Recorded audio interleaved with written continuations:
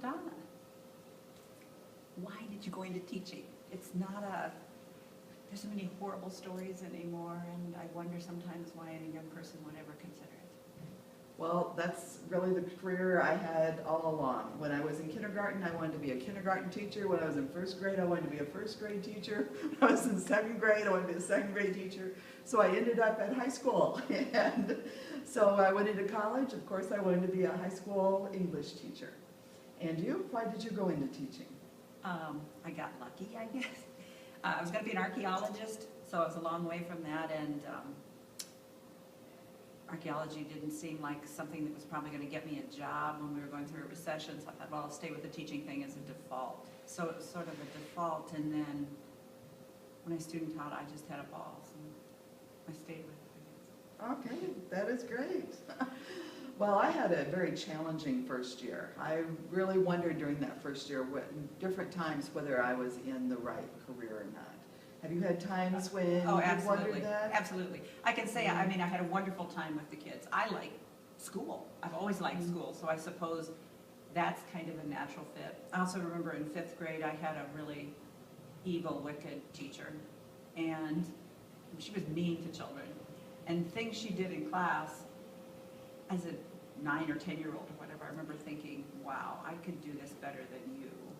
And I think the combination of liking school and something in me thinking, we could all be having a whole lot more fun and learning. Yeah, I like learning, so I think that in spite of Mrs. Thompson, or maybe because of her, I'm still doing this. Well, we're both people.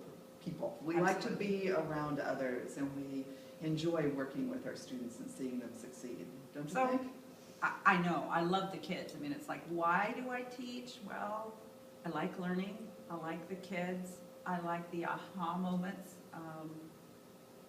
I was talking with Penny Kittle last night because she had the story of this young man who seems like he's not maybe the stereotypical, I really like school kind of boy, and he wrote this incredible piece.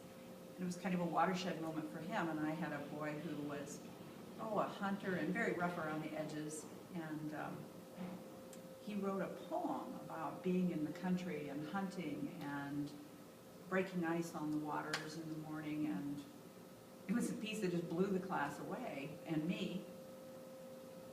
And it was the first time I'd ever taught poetry in my writing workshop, and I can still tear up because that was just a wonderful moment for him and for me. This has been 10 or 15 years ago, and he drives a semi now, and every once in a while he still comes in with his journal because he's still writing poetry on the road. Oh, golly, could you have a better life than this? Oh, that's cool. So you what moved on. Story. It is. You will hold a real soft, mushy place in my heart for a long time.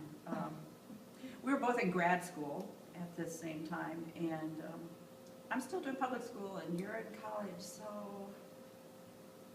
why college after all those years in the public school?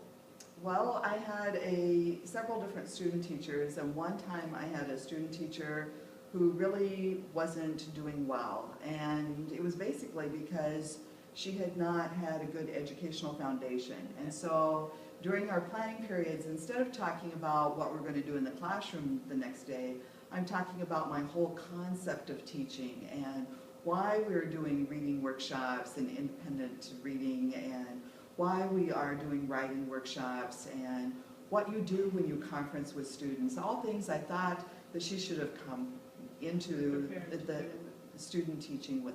And so then I looked down the hallway and I could see how soon some of my colleagues were going to be retiring, and I decided maybe the way I could really help education the most was to go back and get my PhD and go and work with future teachers so I could have an impact on a greater number of students and really help the profession. And you've been in education a long time as well. A very long time. So why have you stayed in teaching? All those things I said before. I am a people person, and I have found that I really enjoy teenagers immensely. I say that to some people, and they roll their eyes like there's something wrong with me. I do, and I think that a huge thing for me is the number of professional friends I have has enriched my life so much.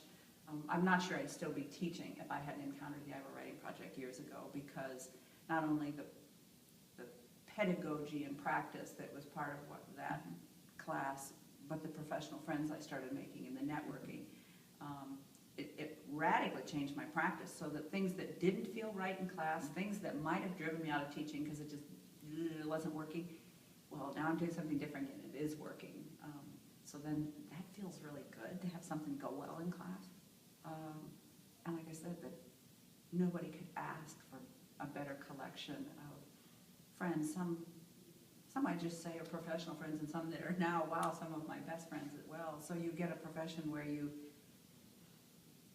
do something and you can see something meaningful happen, at least occasionally, and all these fun conversations with kids, and I get to learn something every day. And then I have this absolutely stellar group of people that I call my professional friends. And my brother, who says his job is a job, and he says yours is, it's a career, it's a pulling, and it is. I'm very lucky.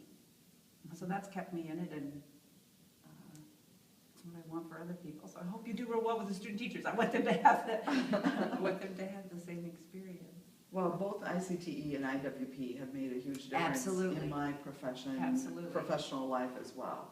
As you said, that has really developed a lot of professional colleagues and friends, and just knowing that there is a support group behind you has been really helpful. And it's interesting, you know, that IWP was really my first professional class. It was my first graduate class, and then it was my first sort of professional group, and then it introduced me to other professional groups like I.C.T.E. And I think now I literally have colleagues I can call all across the country. I have tremendous resources because of an organization like this, and because I see and look at the crowd we have, and I think, oh, it's great for you kids, you know, all the networking you're getting to do, so, because it's an important thing.